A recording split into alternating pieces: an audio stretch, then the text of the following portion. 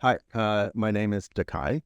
I am the author of the forthcoming book called Raising AI, coming this spring, 2025, from MIT Press via Penguin Random House. I'm a longtime AI professor. I've been doing research in AI for 40 years since I started my Berkeley PhD in AI in 1984, of all years.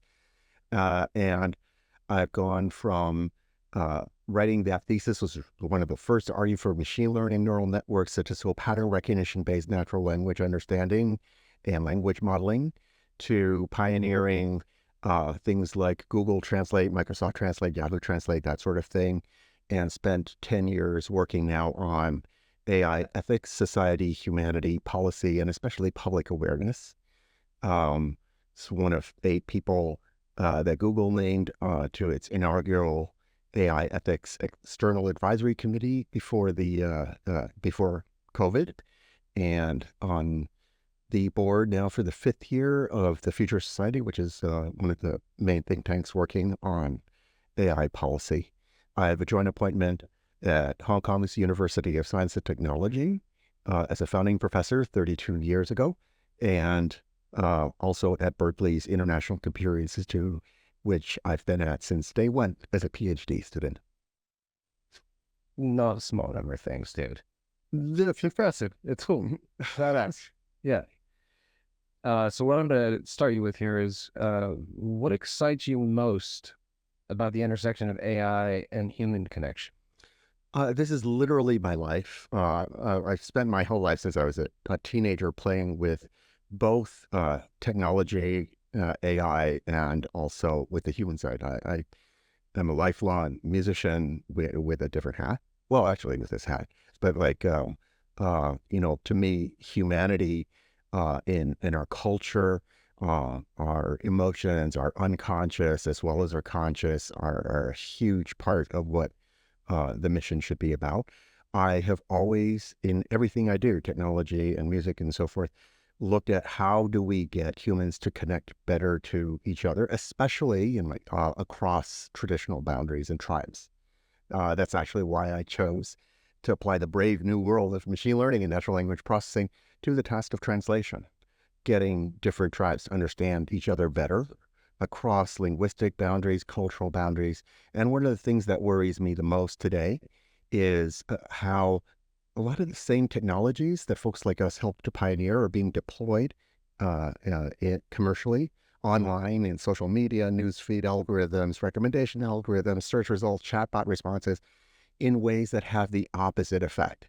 They're like causing people to become stuck in their own silos, in their own tribes, and only hearing things that confirm what they want to see, what they already believe, and failing to connect to others. And so I think everything that we have to do today in this crucial inflection point of the development of AI has to be looking at the unconscious effects, the unintended consequences, the manipulative behavior of commercially driven AIs and politically driven AIs that are causing different groups of people to lose the human connection to the other side. Because what we're seeing with the polarization that AI is driving is an increased hardening of boundaries and increased escalation and a move toward conflict that comes from when you start demonizing the other side, where we're seeing each side think, oh, the other side is not just wrong, they're actually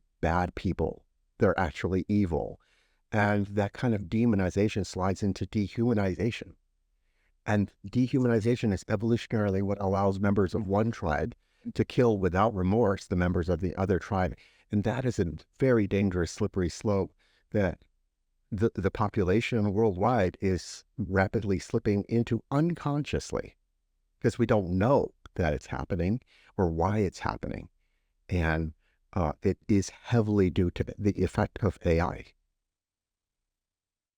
I was going to say the dehumanization that can come from the idea of AI. So you don't know that's what it is. We don't know. We don't know.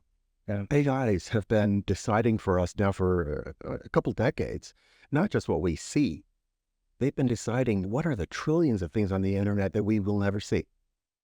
And those are the things that cause us to just jump to the conclusion that, oh, whoever's on the other side is a bad actor, is evil, needs to be destroyed.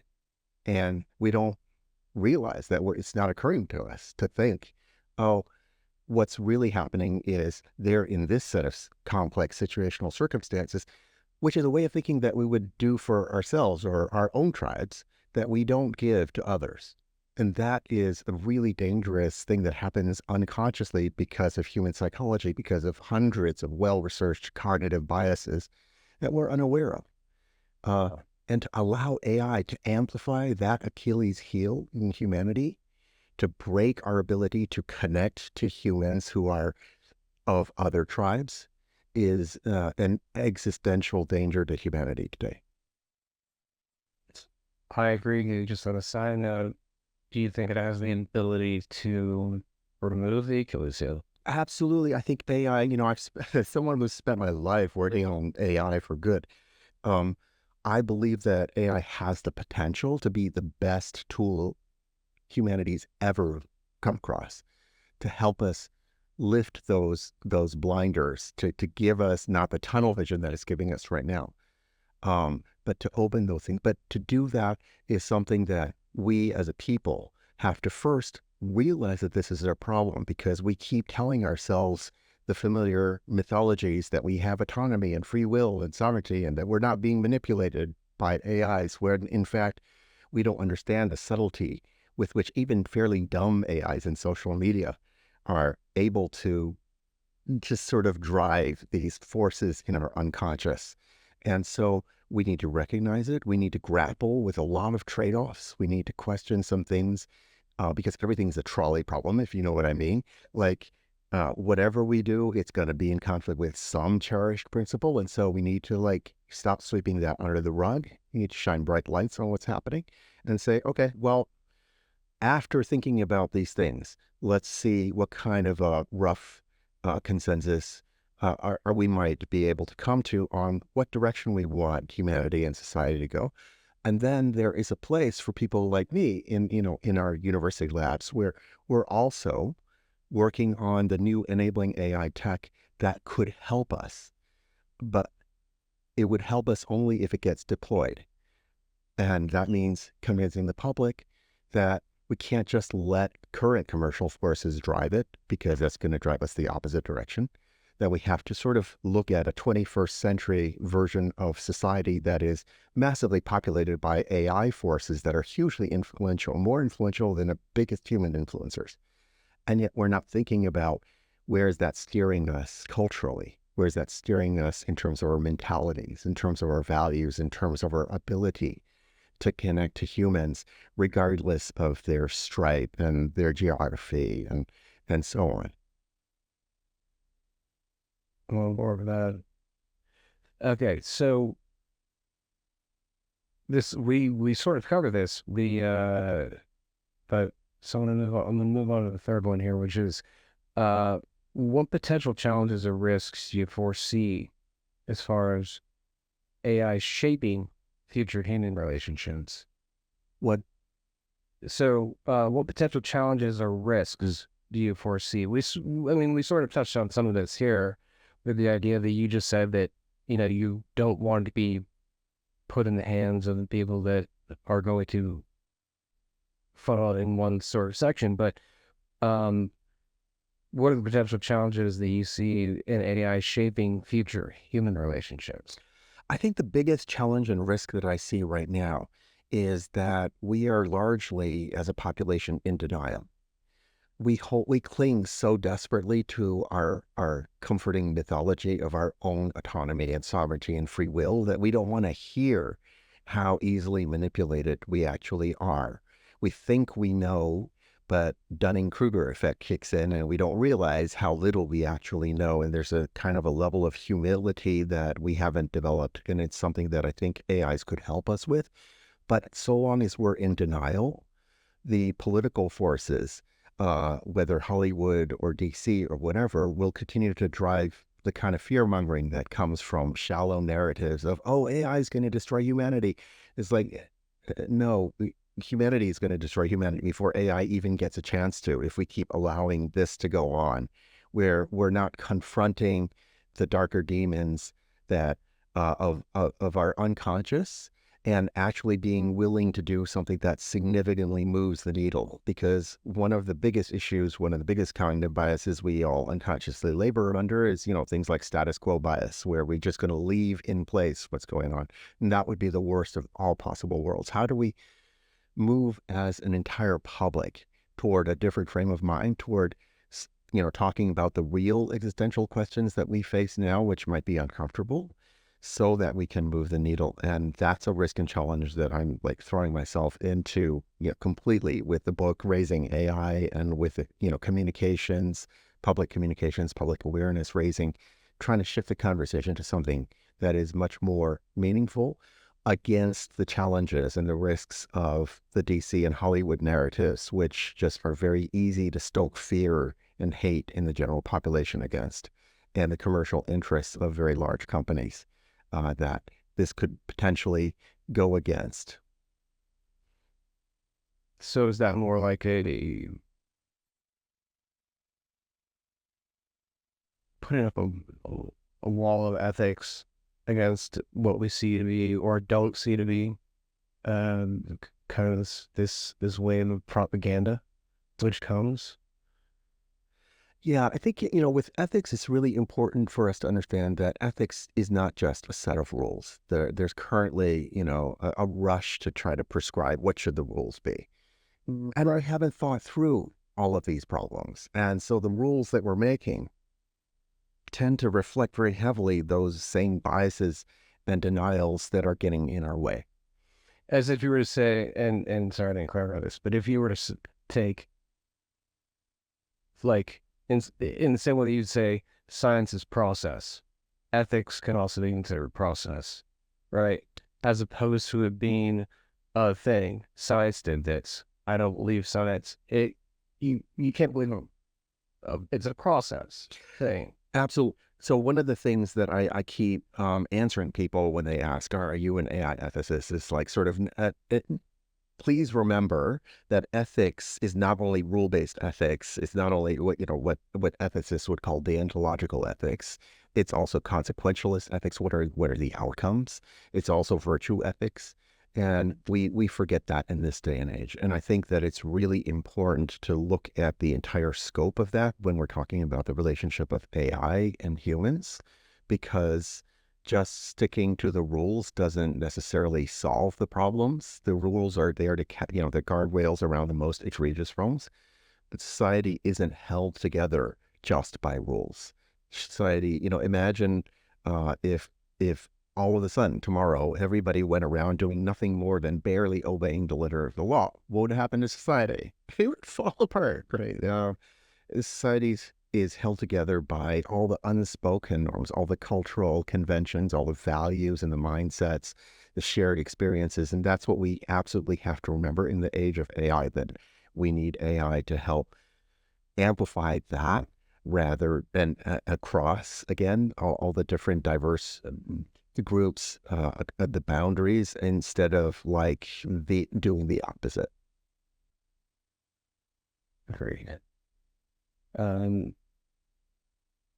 So this is the last one here, but how about we design AI to improve our social life and our social capabilities? I think that AI is an incredible tool. My entire AI career has been working on translation and interpretation AI. And remember, in many languages, there's only one word for translation and interpretation. They're synonyms. And so I think we've gone from sort of the early days when I first started developing AIs that would learn by themselves, just like what words correspond to what words, what phrases correspond to what phrases. How do I learn syntax in the process of learning the relationship on how to interpret one framing of ideas into a more actionable framing of ideas right now, to semantics and to word senses. But like really, it's about how we frame the idea. And a lot of things are about being able to understand, to find an interpretation of how someone is framing an idea, or how we perceive them to be framing an idea, into something that I'm not misinterpreting, that I'm not mistranslating. And that's one of the biggest dangers today is that the way AIs are being deployed online is actually facilitating mistranslation, misinterpretation. And so, I might be having trouble interpreting or translating my coastal, Californian English to that of my uncle who speaks Kansas City English, right? And so I believe that AIs have the capability of doing translation at that level, not just, oh, French to English or Chinese to like Arabic or whatever. How do I translate from Kansas City English to coastal Californian English? That's ultimately what we can use AI to help facilitate human connection with. It's fascinating though, if you can think about the idea of not only like cultural tone, but inflected tone. Like, is there any ability to have AI go, hey, look, this is sarcastic in Oh, absolutely. in Kansas City versus it being dead on in San Francisco? Absolutely. And in fact, there's some fun work on things like that, on sarcasm. Humor is a great one. Irony, body language, facial expressions. So much of language is things that are not just the sounds coming out of people's mouths. And I think one of the things I really like reminding people that most of meaning doesn't lie in what's said. Most of meaning lies in what's not said. And AIs have the potential to surface that for us. That's fascinating to be able to do that. And that also initially sounds incredibly risky or feels risky because that's an interpretation. It's going, hey, nothing was there, but I'm making something up to be there to make, this makes sense to you. And I think one of the issues that that again tend to be in denial about is that we ourselves as humans do that all the time. And so, my sense of spatial orientation makes me walk off in the wrong direction all the time. And thanks to the specialized AI that is Google Maps for helping me to course correct and perhaps to see perspectives that I missed. And I kind of think of what we need to do as kind of a Google Maps for the human mind. And it doesn't mean determining how I think. It's like kind of on steroids, the version of Google Maps that shows you many routes you could take, right? Here are many interpretations that you could take, many perspectives. The joy of, I think, the human experience is how many diverse perspectives there are. And rather than just thinking, oh, there's a one universal truth, I think a sign of true intelligence and true empathy is the ability to rapidly translate between lots of different perspectives, lots of different framings on the same situation. And that's how we gather humans in connection. Great. That's perfect. Thank you. Thank you very much. Yeah. I hope that was okay. No, it's amazing. Yeah. No, it's a